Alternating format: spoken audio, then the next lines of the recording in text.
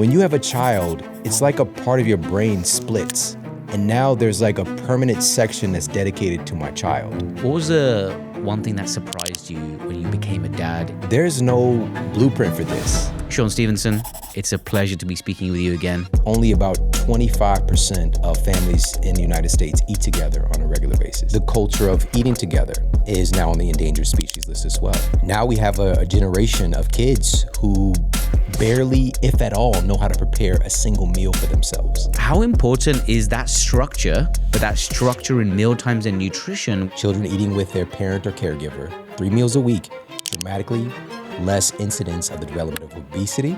Families who eat together on a consistent basis had far more intake of essential nutrients. We think because we're adults that we don't have to subscribe to these routines and rituals, but our brains and our nervous system's always looking for pattern. Our culture is determining essentially everything that we do. Shawn Stevenson, it's a pleasure to be speaking with you again. Yeah. Back in LA. Yes, yeah. You're a dad.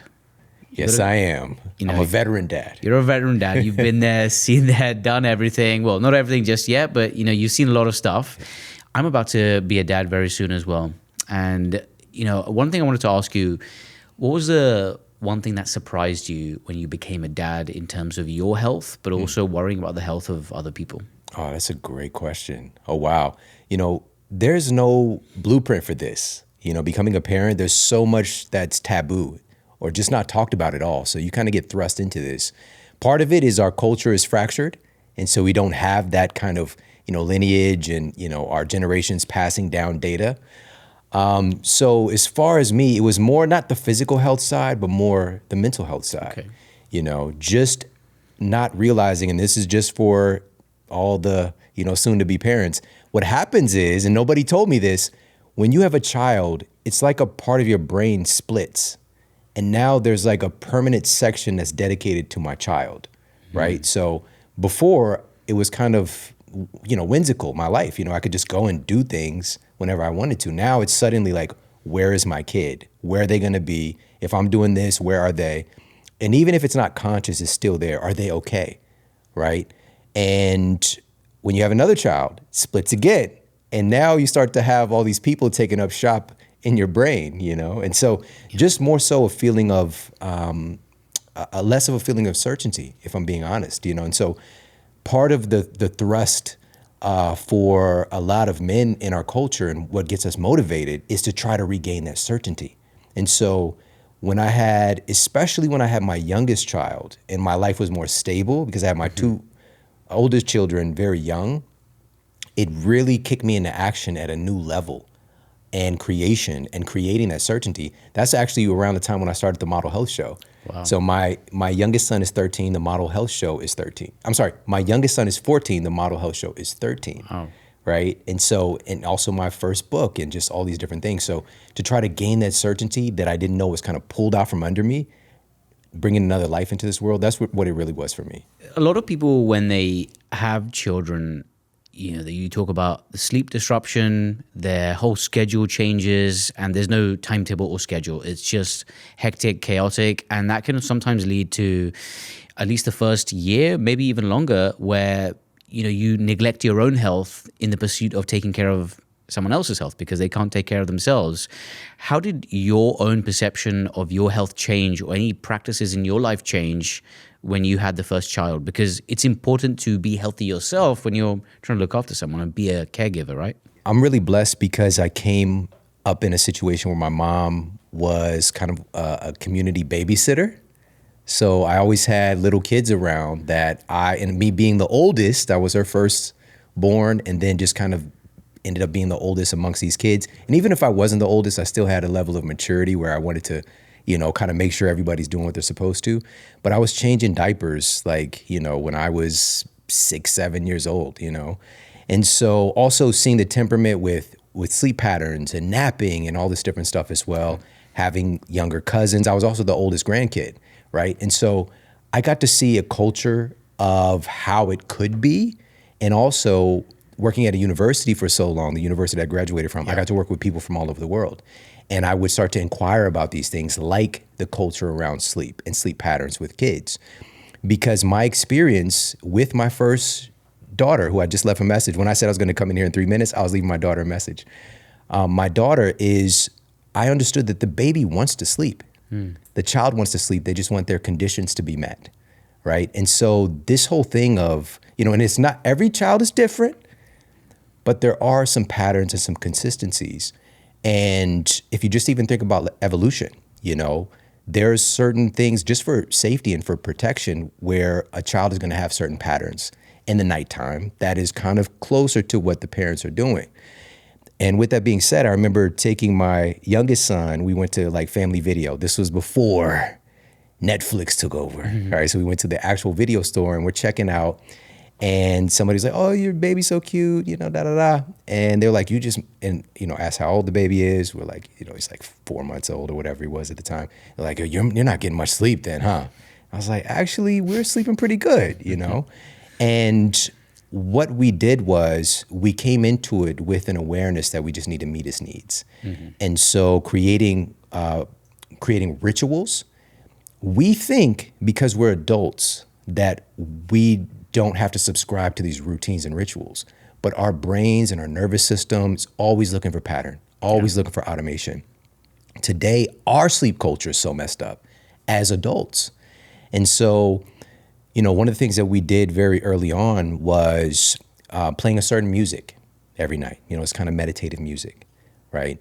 And also knowing that he would get fussy and want to go to sleep early, right? Right around, we'll just say we want him to go to bed at 8 p.m. and he'll start getting fussy around 6, right? And if my wife was to feed him, he would go to sleep. And so that's when I took over. We worked as a team, right? And again, if we had more community, it makes this stuff more graceful. But this would be dad time, right? He's fussy, but I'm entertaining the shit out of him, And so we're just figuring out, taking this time, because also it's her time to do what she's doing. And then now he's gaining up even more hunger. So when he eats, he's feasting. And so he's got a full belly.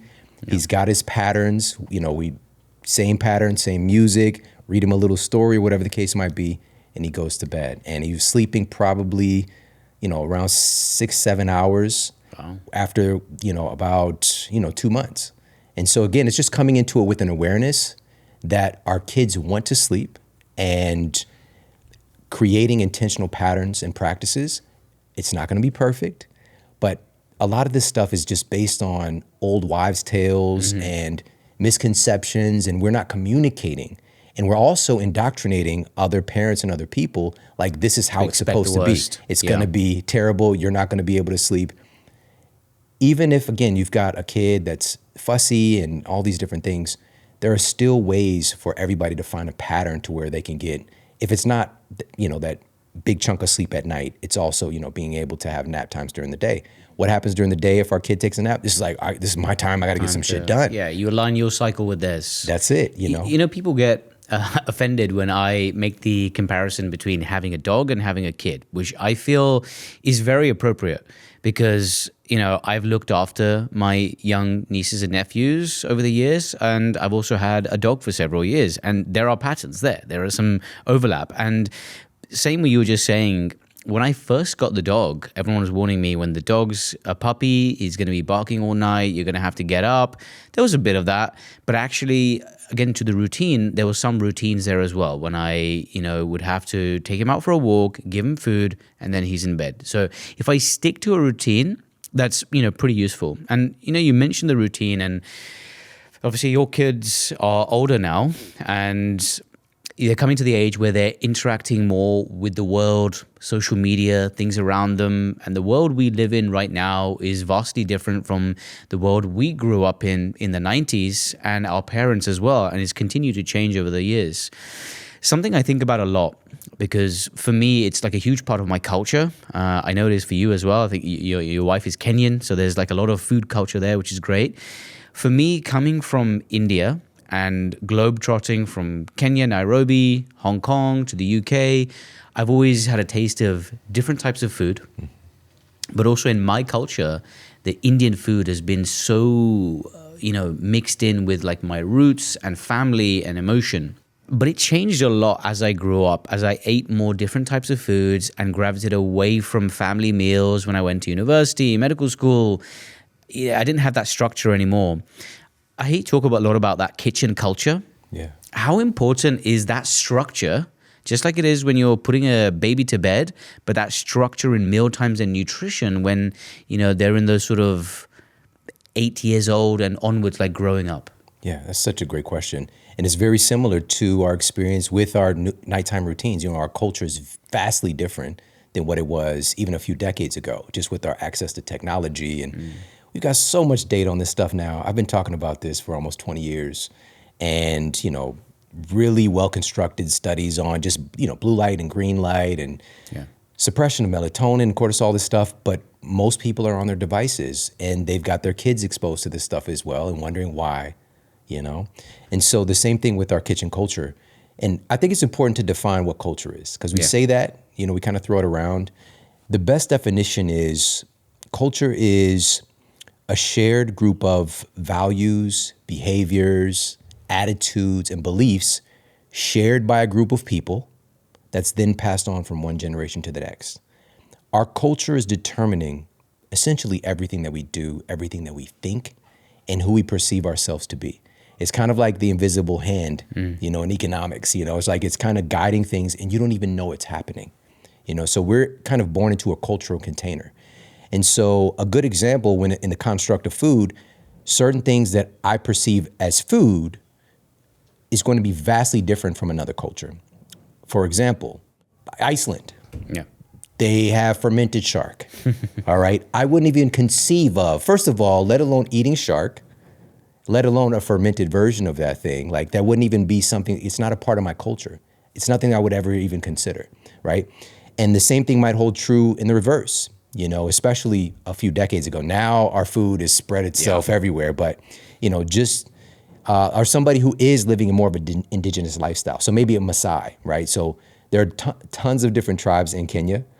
But the Maasai, they have a long history of this kind of husbandry with cattle, right? And so, but if we're coming in with some, they're like, oh, you're going to get some of that milk from, the cow. Can I pour it on my golden grams, right? And that you come with the box of golden grams. They're like, where the hell does that come from, right? What plant grew something like this, right? It's so far removed from anything natural or normal. And so our culture is determining our food choices, number one. It's determining how we perceive ourselves in relationship to food. And in particular, so to answer your question on the kitchen culture, right? I want to share a kind of shocking statistic. Currently, only about 25% of families in the United States eat together on a regular basis. To be honest, that figure seems higher than I was expecting. Yeah. It's a low figure, but it's even higher than I was expecting because, just anecdotally looking at my own family, my friends, I don't eat with my family 25% of my week. But it's still low. Yeah. So it's commonplace. And even more so, there is a huge transition out of the kitchen in and of itself. Now we have a generation of kids who barely, if at all, know how to prepare a single meal for themselves outside of warming something up in the microwave. And so it's becoming this deficiency in a life skill to be able to procure food and to feed oneself. And so becoming more heavily reliant on ultra-processed foods. And so the kitchen culture has changed dramatically where people are literally not even spending time in the kitchen and this relationship with their food. And the culture of eating together is now on the endangered species list as well. And so what are the ramifications?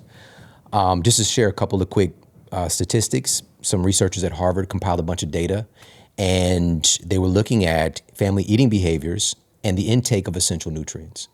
And they found that families who eat together on a consistent basis had far more intake of essential nutrients and thus reduced risk of chronic disease in these respective family members and significantly less ultra-processed foods that they were consuming. Now, for me, I was taking this into context, okay, so maybe they're eating together because of proximity, maybe they're eating together because of advantages that they have, because I can count on literally on my hands how many times I sat down and ate with my family. Yeah. Growing up, it's just something that we just didn't do. I ate with my brothers and sisters a lot, but my mom, my stepfather, unless it was a holiday, Yeah. all right, we just didn't do that.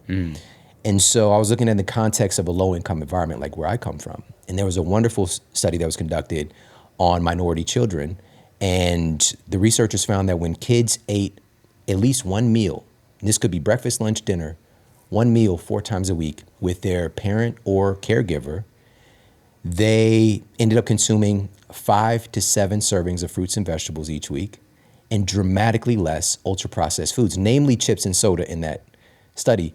But here's the rub. It was when the TV was never or rarely on.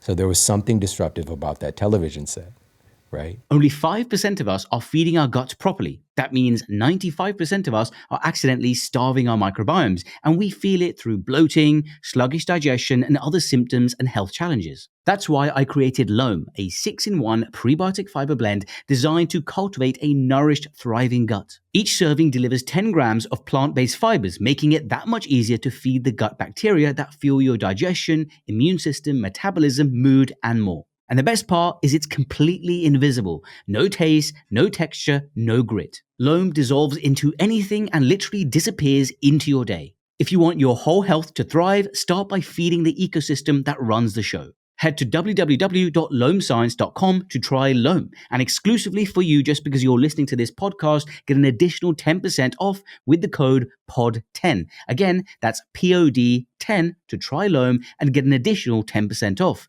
Loam, health grows here. Yeah, I think there's, often we link now, with this rise of, microwave meals, it's this immediate reflex that you eat in a rush or you eat on the go whilst you're on the laptop, on your phone, in front of the TV as well. And I guess, just if you're thinking about that physiologically, food is a cultural moment. It's like a conversation between either just like a mindfulness moment with yourself and you're enjoying the food and you take your time eating that without distraction, or as you said, eating with other people. You naturally slow down because there's conversation between the bites and you talk about things. So that meal automatically slows down. So it's in line with your digestive function and digestive processes, right? Because when you take your time to eat, you hit the satiety signals and the appetite hormones, and then you feel full at the 60-70% level. But if you're in front of the TV, there's 2 stimuli that are occupied upon your brain, both the TV input and then the food input, and you don't get that fullness signal, I think, as easily. Yeah. Let's talk about 2 outcomes. All right, so this was published in the journal Pediatrics. And what the researchers found was that 3 meals is that minimum effective dose. Eating 3 meals per week, children eating with their parent or caregiver, 3 meals a week, dramatically less incidence of the development of obesity, which is pointing to what you're talking about, and disordered eating. So we know some outcomes when we're, quote, slowing down and sitting down and eating together. And we'll talk about some more behind the scenes why it's so impactful. But what about parents? Really interesting study was done with tech workers from IBM. And we know that working in tech can be very stressful. And so they were looking at the impact of chronic stress and work satisfaction and productivity. And so what they found was that when people were able to, quote, make it home in time for dinner with their families on a consistent basis, their work morale stayed high, productivity stayed high. They were able to metabolize stress better. But as soon as work started cutting into their ability to spend that time with their family, with the dinner table being a unifier, really, and a decompressor, work morale went down, productivity went down, stress goes up, right? And stress, as you know, it's a big blanket term, and we could talk about the impact on hormones and inflammation, whatever the case might be. But this was 2013 physician survey in JAMA. Upwards of 80% of physician visits today are for stress-related conditions. Like there's a primary stress-related component to it, but we're not talking about it. And so this is part of the reason that sitting down and eating with other people is so valuable. It's not just because of the interaction with the food. It's because our relationships help us to metabolize and process stress. Yeah, it's the And connectivity with other people. you don't even have to talk about what's bothering you. Just being around people that care about you. You know, there's a shift over with our nervous system. We produce more oxytocin. The list goes on and on. I wonder also if there's a component by which, you know, obviously as children are growing up and they're figuring out what's healthy, what's not healthy, they may not make the best choices, you know, in front of food. Like if you give a kid a cookie versus a fruit, chances are they could pick the cookie because it's engineered for satisfaction for the child. And I guess even sitting in this environment, kid with their parents, there's an element of parental supervision ensuring they get their fiber, their protein, the nutrients in there as well. And if you, I don't know, live in a household where the child is neglected and kind of fending for themselves and just picking food for themselves, there may not be the best choices made when, you know, the whole chips, soda, and beige colored food, ultra processed, like it's the easiest, doesn't require cooking. And, you know, that's how they can fend for themselves, right? So that parental supervision and making sure the kids on track with their nutrition is a component of shared meals and community meals as well. Yeah, that's one of those invisible hand things. Just by you determining for your family that we're going to, as you know, these guys, these handsome guys we're talking about on this podcast, that I need to get 3 meals a week or more, 3 meals as a minimum effective dose, scheduling that out, it automatically enacts parts of the brain that starts to sort out what a meal's going to be when you sit down and eat with your family. I think independently, you've spoken about it a lot of times as well. I think independent of all of these major lifestyle buckets that we talk about that are longevity promoting or health span promoting, like eating more fiber, moving more, getting sunlight, not drinking, not smoking, all of those are absolutely important. But I think what you're just saying here right now, this proximity to other people, community, and that shared family meal that provides this social contact and avoids this lack of isolation is also longevity promoting as well. It's like that promotes health, you know, directly or indirectly, I don't know, but that is not a physical benefit you can actually say, you know, this is going to do this. But again, it's a component which independently, in addition to all the other things I mentioned, should not be missed out. The bottom line is this: our genes expect us to eat together. This is something we've been doing for thousands of years. But again, our culture has shifted in such that we're often eating in isolation. And in reality, whatever the job of the individual in the tribe might be, their procurement of food over here, caregiving, hunting, fishing, gathering, whatever the case might be, everybody's coming together at the end of the day and sharing that meal together. And this is also a time when tradition would be passed on, stories would be told, song and dance might be involved. Like we see glorified examples of this in some cultures. Maybe it's like a luau, right? But we miss out on, this is how life used to be. You know, this is a part of, and everybody was involved in this process. And so again, our genes expect us to eat together. And what happens when we don't? That is the question. Now, with that being said, it is what's the foundation of all of it is because it's about people. It's about the relationships because our genes expect us to connect. The biggest studies that have ever been conducted are pointing to this. And I've been out here shouting this from the rooftops for the last few years and really connecting with friends and colleagues, one of them being at Harvard, Dr. Robert Waldinger, and he's the director of the longest running longitudinal study ever conducted on humans. Several decades, right? About over 80 years. Yeah. He's the 4th director to get this baton passed to him. And it started off as a study really looking at success, like what creates a successful life for successful human beings. And it evolved into a longevity study. And they're literally following these people and tracking down their kids. You know, they might have started off in Boston and now they live in Fiji. And they track them down every year and go and do this analysis and video record them, take their blood work, all this stuff. Wow. After compiling decades of data. And what I love about Dr. Waldinger is that he's skeptical like me. I have a pretty big skeptical bone. And so I'm always questioning things. And so he didn't just take this data at face value. He went and sent it to other researchers and other directors of different studies to disprove the data. And he couldn't do it. He was shocked to find out diet, exercise, sleep quality, all these things matter, absolutely. But the number one thing that determined how long people live was the quality of their relationships and what he called strong social bonds. And couple that with huge meta-analysis, 148 studies, over 300,000 study participants. Brigham Young University conducted this along with researchers at University of North Carolina. They looked at exercise. They looked at quitting smoking. They looked at beating obesity.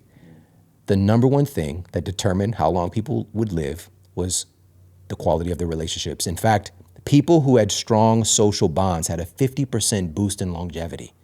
Said another way, people who had healthy relationships had a 50% resilience in longevity or defense against disease or chronic disease or breakdown from all causes. Said another better way, people who don't have strong or healthy social bonds, which we're going to talk about what that really means, had a 50% greater incidence of death from all causes. You know, I wonder, everyone talks about the Mediterranean diet and all these blue zones, and there's a focus on the food, which clearly there's a dietary pattern there we cannot ignore with the healthy fats, the fiber, the fatty fish, omega-3s. There's a lot of in plant food rich. There's a lot of good buckets there. But I wonder, in all of those cultures, we look at the dietary pattern, but if you also look at the other pattern where they share communal meals, whether it's in Panama, Costa Rica, in Greece, in South India, in California, in some circles there's also that component which we tend to ignore as a non-dietary component, which is sharing meals with families. Yeah. When I was growing up, I am not allowed to eat outside of like the family meals. Like I have snacks or whatever, but it was almost mandatory that I would have meals with my mom, my dad, my grandparents, and I'd be annoyed because I want to go and play my games or whatever. But that moment was like when I would be learning prayers from my grandparents, or they'd talk about some certain story, like mythological story, and they'd teach me different languages. And that was all happened at the mealtime, when the mealtime was almost bait for me to do other stuff in that mealtime. So I wonder, is that one of the missing pieces that we focus so religiously on that binary nutrition, but there's this kind of other component there, right? Yeah, you nailed it. That's seen across the board, whether it's Sardinia, Loma Linda, Okinawa, it's the social component. That's what is the most consistent. The diets are actually super diverse. Yes, right. Super diverse in these inputs, and we're looking for these special superfoods. There is a consistency potato, where they're eating real food, absolutely, yes, but it's that social component because, as you just shared, the dinner table is a unifier.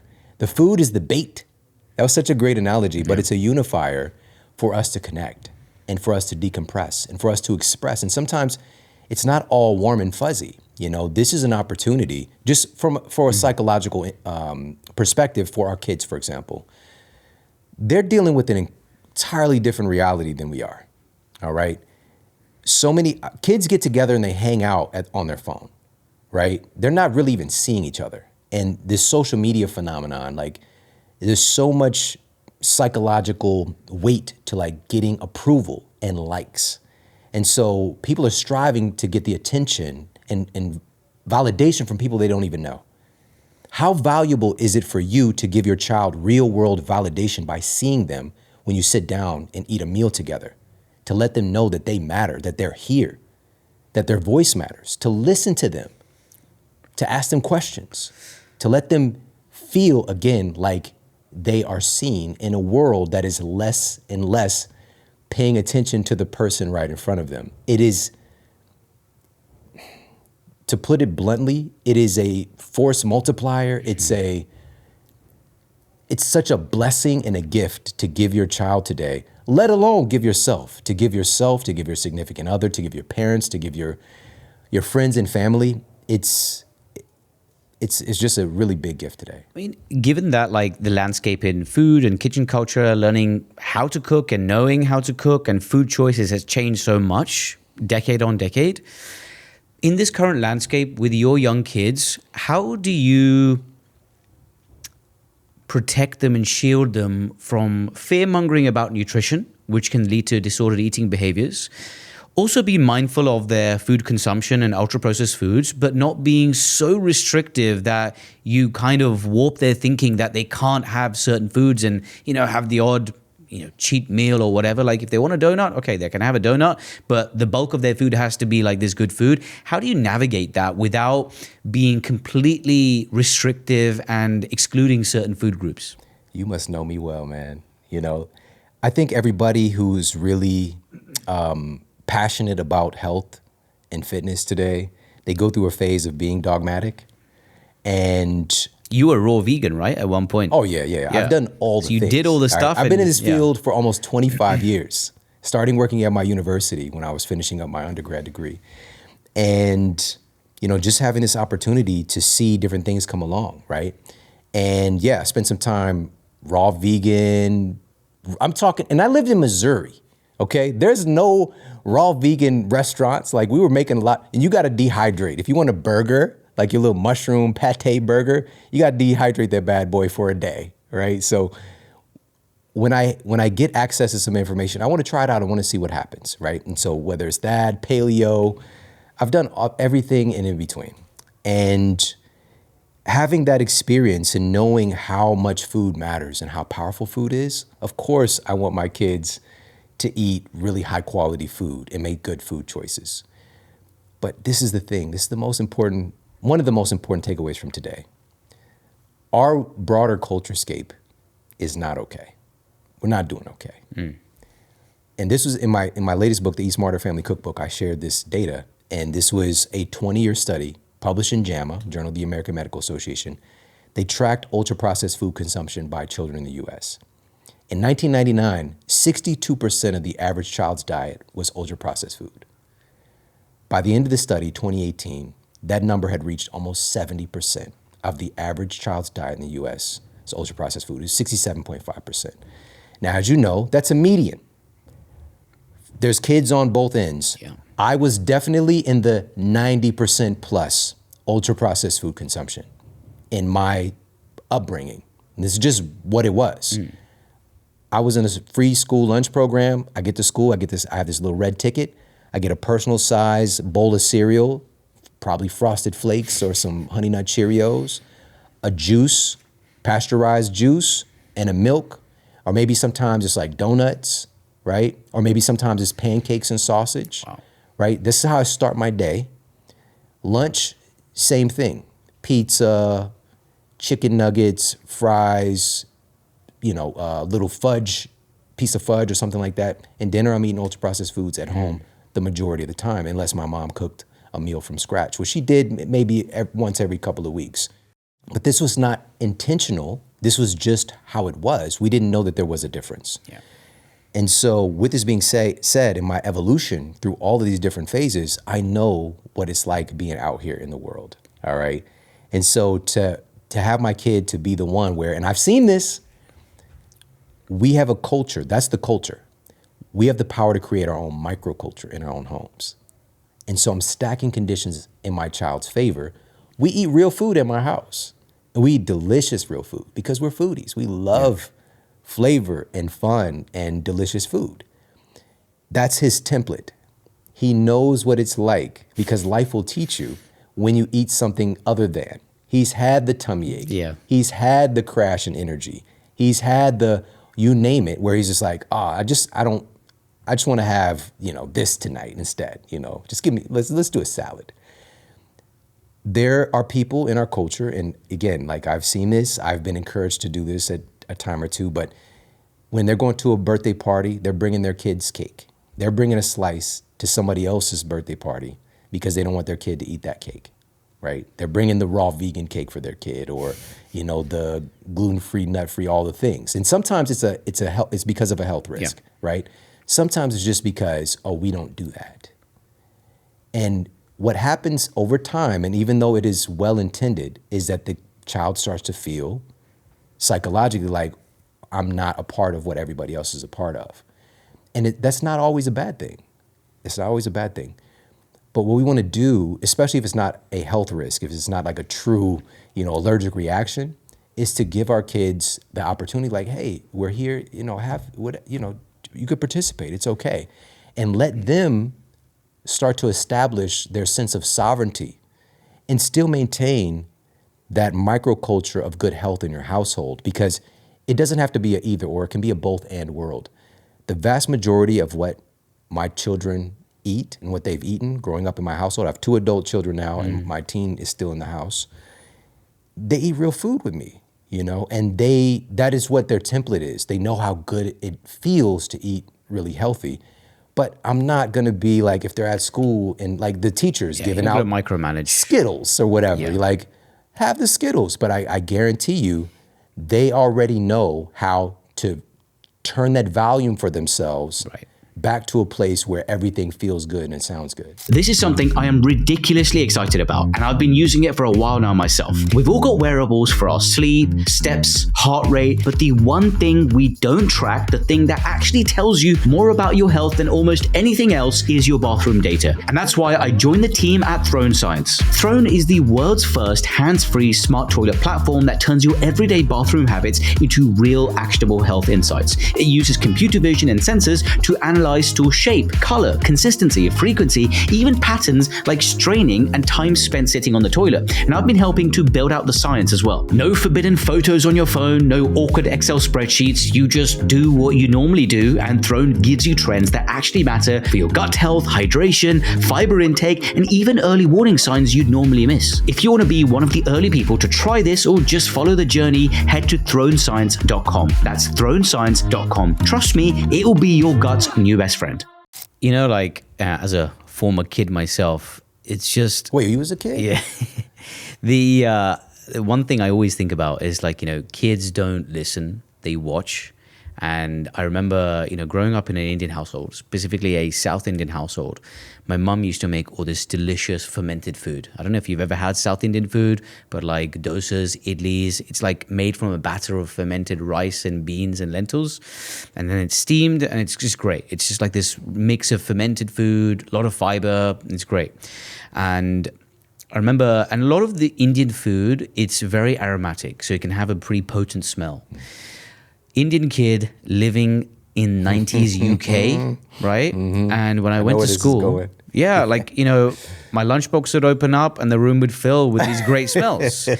The only problem is the other kids didn't think it was a great smell. Yeah. And, they would say stuff, they would mock stuff. Okay, it smells like crap. What is that stuff? Get it away from me. This went on for a few weeks and I finally had enough. And I was like 8, 9 years old. I told my mum, knowing that she had lovingly prepared this, or maybe even not knowing at the time, I was like, Mum, I don't want like this smelly Indian food. Just give me, like a cheese sandwich, cheese and tomato sandwich. And she, for the next couple of years, she just packed me this non-odorous cardboard beige food, right? And I took it to school just to fit in. I kind of erased my culture and my roots to fit in. And I don't know what that did to my microbiome at the time when I was a kid. I didn't even know what a microbiome was, to my nutrition, what it did, just to fit in. And then I went full circle. I eventually, through my own, knowledge accumulation, figured out hey, actually, that food I was eating, I eat at home, is dope. It does the best stuff for my health. I feel good. My toilet habits are better when I'm eating that food and not this food. And, it took several years for me to, make that full circle and learn from my own mistakes. And I wonder, again, there is some freedom you got to give your kids as well when it comes to food, where maybe you can arm them with the basics, what our parents didn't know so much, hey, you should be eating more protein or more fiber or whatever, but they kind of intuitively knew that anyway. Yeah. And you just arm them with some basics, and just like you're doing with your kids, maybe some sort of 80-20 rule. 20%, just have some fun, but 80%, this is the structure that we have in our house, and it's good for your health, and it can taste good. Great advice, and thank you for sharing that, by the way. I've got a story with my wife to share on that, but a great piece of advice for people who work with families and especially work with kids, which was one of the great insights that I had, because for years I'd work with, it'd be a husband or a wife. And it would be basically, and the number one reason people would give for not following through on the goals that they had, especially when it came to nutrition, was blaming their family. Well, my wife won't do it. It's my kids. I don't want to make 2 meals. They only eat mac and cheese and hot dogs. You don't understand. And so I started to go ground level. Like, let's go to your house. Guess what? They don't talk to me the same way that they talk to you, And it's because there's a saying, you can't be a prophet in your own land. But what I would do with the kids is find out what their goals are. What are they into, right? If they're into gaming, like, you know what? Like, have a little study or whatever, and I'd be like, you can actually, play better on Madden. Or I find an example, right, of this Madden player who's like this fit gamer, right? Like, this is what he eats. This is how he fuels himself for performance. He really does believe that, this helps him to game better. Or if they're an athlete, or if they want to, succeed academically, like I'd find some kind of connective tissue for them so that they have this buy-in for themselves. They can give their belief more legs themselves rather than me telling them what to do. And so, and we know our family better than anybody. That's the thing. But also we know them better than anybody. They know you too. So that proximity can create a problem sometimes. We know what motivates them and we know what demotivates them. A lot of times we don't want to have to deal with those conversations because we're tired. Like, we just want to be with just do it. Like, you already know, like, what that kind of stuff. Part of it is having more energy ourselves, practicing these beliefs and sentiments ourselves so we have more patience. That's the biggest quality that has changed in me. If you met somebody that knew me, 25, 30 years ago versus me today, it's night and day how much patience I have. I was a very impatient person because I grew up in a violent household, How does someone, I guess, like, you seem to have it figured out in terms of like going through the processes yourself where you were as a kid, and then you've had 4 kids, going through all of that. 3 kids, two adult ones and 1 younger one. I mean, you've gone through that like full gamut of like figuring it out, with some sort of trials and tribulations as well. And I know you cook as well. Like, you've got a cookbook out, you've got a lot of recipes in that book. So I know, like, you're definitely a good cook. In this modern age, most people, I don't think, are equipped to cook, as we alluded to earlier on. How does someone kind of figure that out themselves? How does someone actually get into the basics of just fending for themselves, knowing what are high protein foods, knowing what are high fiber foods, and actually just sufficiently eating enough so they're not reliant on takeaways, ultra processed foods? Because I feel most of my friends these days, the ones definitely who are not married, don't know how to cook, and they're constantly just buying ready meals, takeouts, and they're relying on working out to offset whatever crap they're eating. So, it's like there's not a balance between their whole life. Like, the nutrition's bad, but their training's good, and like it just evens out. Wow. The first thing is always awareness, and it's just like we're just big adult babies, and so it's finding that connective tissue with that person.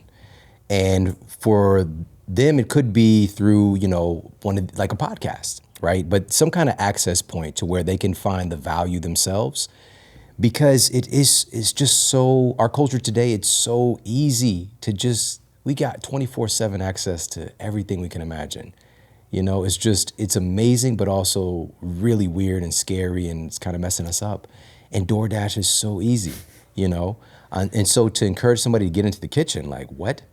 So with that being said, I really like, as you mentioned, kind of that 80-20, but even with somebody getting started, just trying to spend some time preparing their own food, even the flip, 20-80, just where you're doing one meal or one meal prep for one set of meals for the week, whatever the case might be. And, just starting to, have that thing where, for me, one of the biggest drivers of why I prioritize eating food from my own house is I get to control the extras, right? How much of this is added, how much, these oils, there's a lot of controversy around the oils, the seed oils and things like that. But I get to control, like, regardless of what the perspective is on the oils, I get to control what oils I want, right? And so that's one of the biggest things that you are faced with when you're going to these respective restaurants and things like that, even at Whole Foods for the longest. And I've done work with Whole Foods over the years. You go to their hot bar, it's, canola oil, whatever the case might be. And now they've changed it for every time when I go in there and pop in, it's like olive oil they're using. And, just a little sidebar, by the way, with the controversy around seed oils, it's a very simple thing, right? It's a very simple thing.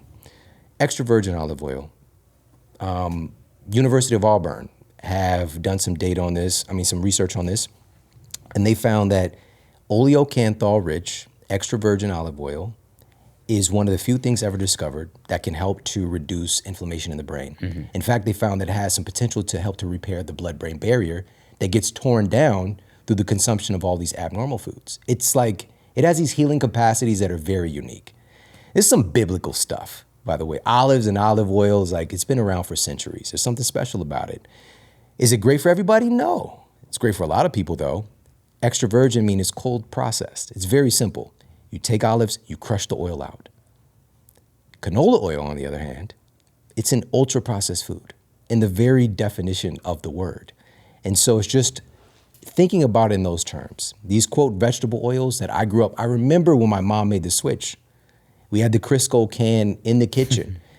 Vegetable oil sounds healthy, but it's not broccoli oil, right? This is not asparagus oil. Ultra-processed food. So just even keeping it in a simple term, one, minimally processed food, centuries of use and health affirmation, another ultra-processed food with sketchy, some things finding benefit, some things finding neutral, some things finding harm. So just a little sidebar on that. So we've got to find that sticking point for everybody. Like, what is that thing that would encourage them? Maybe it's their protein, right? So protein is having its time now.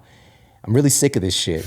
Like, when I was in college studying nutritional science in a university, it was low fat. My teacher told us low fat, okay? Food pyramid, all right? My first semester was 1997, all right? I know, again, we were kids, even though when you said I was once a kid as well, I was like, but did you have the beard, right?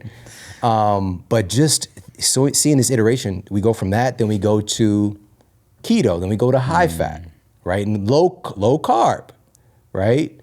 Now it's high protein, all right? And it's with the people who are really doing this with a lot of integrity, it's not necessarily high protein or high protein diet.